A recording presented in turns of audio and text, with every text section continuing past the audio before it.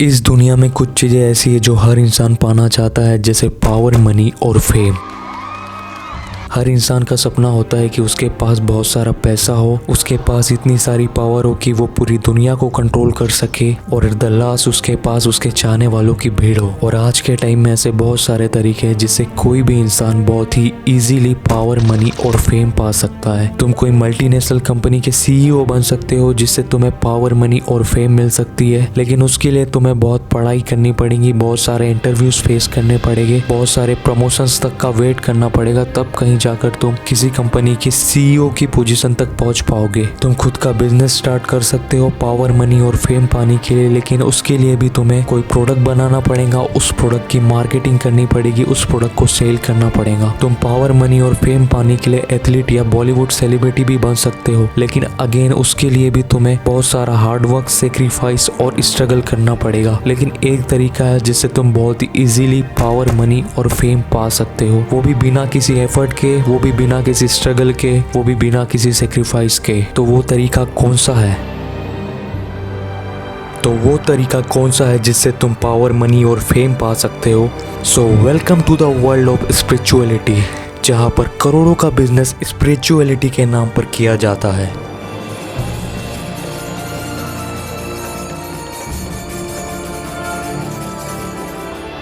प्रार्थना करते हैं, दुआ करते हैं, बताइए।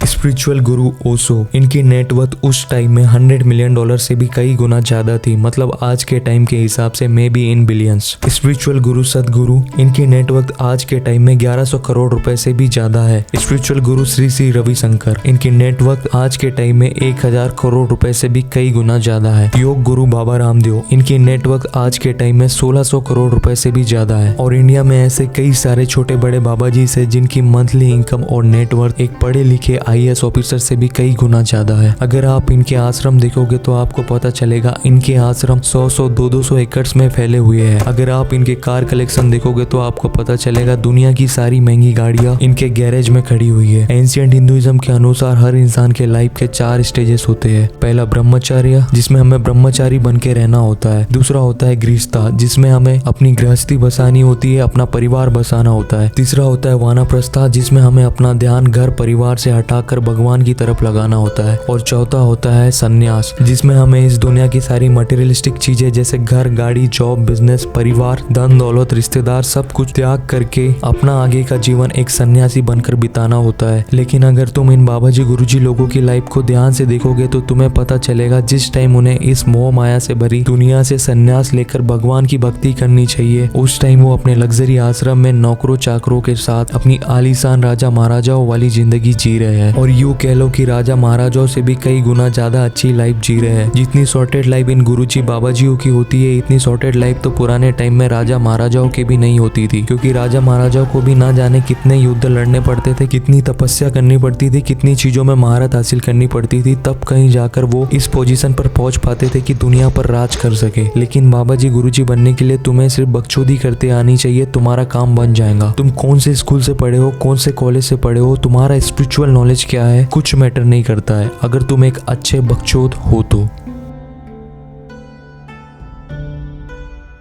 तुमने कभी ना कभी अपने लाइफ में अपने रिलेटिव, दोस्तों और कई बार स्ट्रेंजर से भी ये स्टोरी तो सुनी ही होगी कि कैसे वो किसी बाबा जी या गुरु जी से मिले और उसके बाद उनकी लाइफ हमेशा हमेशा के लिए चेंज हो गई। उनका प्रमोशन बहुत दिनों से रुका पड़ा था, उनका प्रमोशन हो गया। उनकी शादी बहुत दिनों से नहीं हो पा रही थी, बाबा जी की कृपा से उनकी शादी हो गई। और भी इस तरह के बहुत सारे किस्से तुमने कभी ना कभी अपनी लाइफ में सुने ही होंगे। और सुनने के बाद तुम भी उस बाबा जी या गुरु जी के फॉलोवर बन गए होंगे। तुम भी अपनी समस्या लेकर बाबा जी के पास गए होंगे। बाबा जी ने तुम्हें बोला होगा ये पूजा करवा लो, वो पूजा करवा लो, सब ठीक हो जाएगा। ये वर्ड सुनते ही तुमने खट से पैसे निकालकर बाबा जी की झोली में डाल दिए होंगे। इसी को बोलते हैं बिजनेस ऑफ स्पिरिचुअलिटी। ये बिजनेस छोटे लेवल पर पर भी चलता है और बड़े लेवल पर भी चलता है। इस बिजनेस को करने का तरीका सभी बाबाओं का अलग अलग है, सभी का मोनेटाइजेशन का तरीका अलग अलग है, लेकिन सबका काम एक ही है, स्पिरिचुअलिटी को सेल करना। और अगर प्रैक्टिकली बात करी जाए तो ये बाबा लोग कोई मैजिक नहीं करते हैं, ये बाबा लोग कोई भविष्यवाणी नहीं करते हैं, ये बस तुम्हारे अंदर सेल्फ बिलीफ डाल देते हैं कि ये कर लो तो तुम्हारा काम बन जाएगा। तुम्हारे अंदर इतना कॉन्फिडेंस डाल देते हैं, इतना मोटिवेशन डाल देते हैं, सेम वैसे ही जैसे सेल्फ हेल्प गुरु डालते हैं। अगर तुम थोड़ा ध्यान दोगे तो तुम्हें पता चलेगा सदगुरु और संदीप महेश्वरी में ज्यादा फर्क नहीं है, दोनों एक ही जैसा काम कर रहे हैं। बस इतना है कि एक बंदा स्पिरिचुअलिटी की आड़ में करोड़ों रुपए का धंधा कर रहा है और दूसरा बंदा वही काम फ्री में कर रहा है। तो याद रखना, अगर तुम्हारे दोस्त की किसी बाबा जी के पास जाने से जॉब लग गई है तो वो उसके खुद के सेल्फ बिलीफ के कारण लगी है, जो पहले उसके अंदर नहीं था, लेकिन बाबा जी ने 2-4 मंत्र पढ़ के उसके अंदर डाल दिया।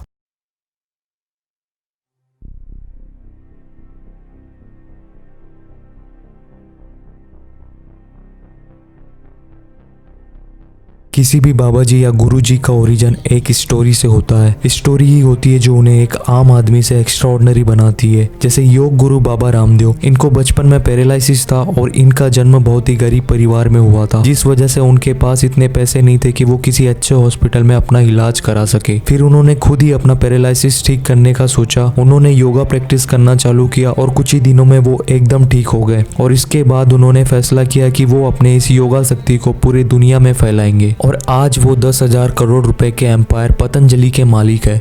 जग्गी वासुदेव उर्फ सदगुरु, ये भी एक गरीब परिवार में जन्मे, बाद में मालदी अली श्री रघुवेंद्र स्वामी जी के शिष्य बन गए और स्वामी जी ने उन्हें कुछ ऐसी स्पेशल टेक्निक सिखाई जिससे उन्हें डीपर स्पिरिचुअल एक्सपीरियंस हुआ, जिससे वे एक नॉर्मल ह्यूमन बीइंग से एक एक्स्ट्रा ऑर्डिनरी पर्सन बन गए और आज वो 1100 करोड़ रुपए के एम्पायर ईसा फाउंडेशन के मालिक है। और अगर तुम थोड़ी सी रिसर्च करोगे तो तुम्हें पता चलेगा ऐसे ही हर बाबा जी, हर गुरु जी की एक इमोशनल स्टोरी है, क्योंकि स्टोरी ही होती है जो इनिशियल स्टेज में इनके करियर को बूस्ट करने में हेल्प करती है। इनके इमोशनल और अननेचुरल स्टोरी से कनेक्ट होकर ही इनके इनिशियल फॉलोअर्स बनते हैं। इसके बाद में ये अपने और ज्यादा फॉलोअर्स बढ़ाने के लिए और ज्यादा ट्रस्ट गेन करने के लिए मॉब साइकोलॉजी का यूज करते हैं। ये टीवी में, यूट्यूब पर हर जगह अपने आप को ऐसे रिप्रेजेंट करते हैं जैसे ये कोई सेलिब्रिटी हो, जैसे ये कोई स्टार हो, या यूं कह लो कि ये खुद ही भगवान हो। और ये वीडियो जब तुम्हारे सामने आती है तो तुम उस भीड़ को देखकर बिना कुछ सोचे समझे उस बाबा जी और गुरु जी के फॉलोअर बन जाते हो। आप लोग सहमत हैं इसके लिए?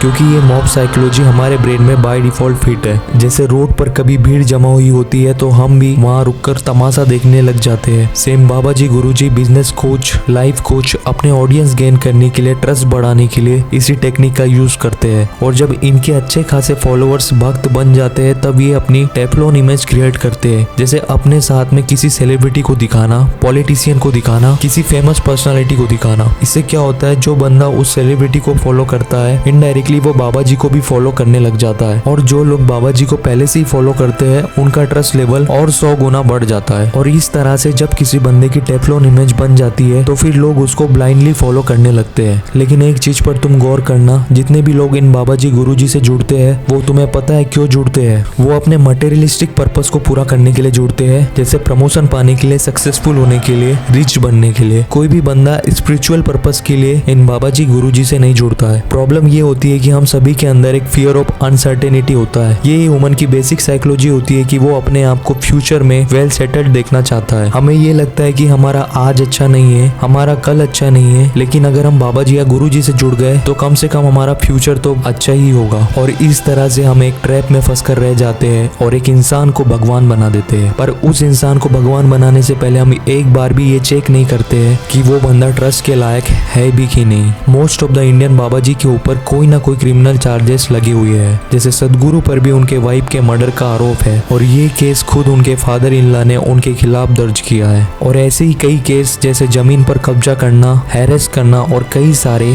क्रिमिनल चार्जेस सदगुरु के ऊपर लगे हुए हैं। लेकिन इसके बाद भी उन्हें लोग ब्लाइंडली फॉलो करते हैं because of Teflon image. Same ऐसे ही सबको पता है आसाराम बापू क्रिमिनल है, गुरमीत राम रहीम क्रिमिनल है, लेकिन इसके बाद भी उनके लाखों भक्त उनसे मिलने जेल जाते रहते हैं।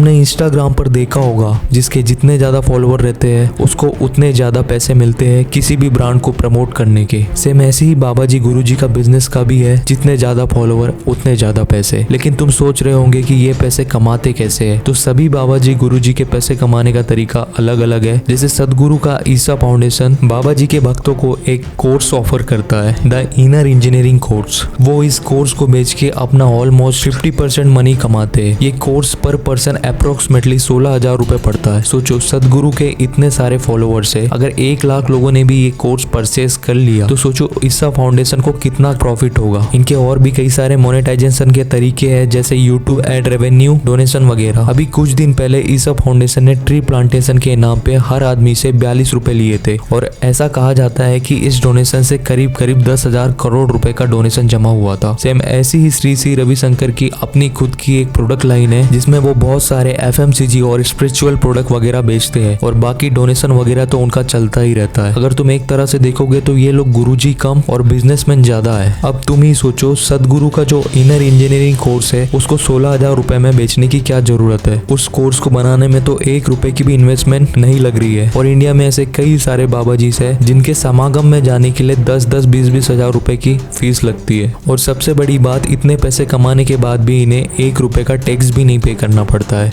क्योंकि इनका सारा काम नॉन प्रॉफिटेबल ऑर्गेनाइजेशन के नाम पर चलता है। मैं लास्ट में बस यही कहना चाहूंगा, किसी भी बाबा जी या गुरु जी को ब्लाइंडली फॉलो मत करो। अगर तुम्हें किसी स्पिरिचुअल गुरु को फॉलो करना ही है तो किसी ऐसे बंदे को करो जो लेविश लाइफस्टाइल नहीं जीता हो, जो एक सन्यासी की तरह रहता हो। और बाकी जो भी नॉलेज तुम इन गुरु जी या बाबा जी से सुनते हो वो तुम्हें किसी भी सेल्फ हेल्प बुक में मिल जाएगी। और हर बार की तरह लास्ट में यही कहूंगा, ये वीडियो अच्छी लगी हो तो इस वीडियो को ज्यादा से ज्यादा शेयर करो यार, और इस वीडियो को लाइक करो, कमेंट करो, चैनल को सब्सक्राइब करो, बेल आइकन दबाओ। Thank you so much.